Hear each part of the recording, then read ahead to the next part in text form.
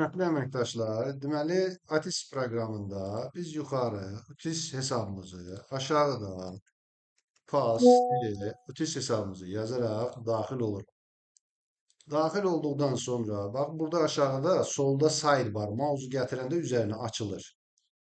Bunu aşağı hissəsində siniflər, sinif siyahısı. Bax burada bizim siniflərimiz görür. Buradan yeni sinif yuxarıda yeni sinif əlavə eləyirik. Sinif səviyyəsini seçirik. Sinif indeksini yazırıq. A sinifi, B sinifi, Rus, Azərbaycan. Əlavə məlumat hissəsindən oğlan sayı, qız sayı müəyyənləşdiririk və sinifi yaradırıq. Bu məlumatları, digər məlumatları sonralarda yazmaq olur. Sonra biz üzərində dəyişiklik eləmək istərsək, bax bu burada 7 şagird var və yaxud da burada 0 şagird görünür. Sağ düym, sağ tərəfdə, bax bu sağ tərəfdə 3 düymə var.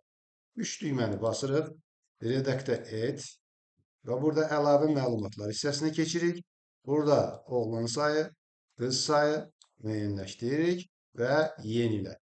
Yenilə etdikdən sonra və burada gördüyünüz kimi oğlan sayı, qız sayı görünür. Və görürsünüz, növbə seçməmişəm, bura boş görünür.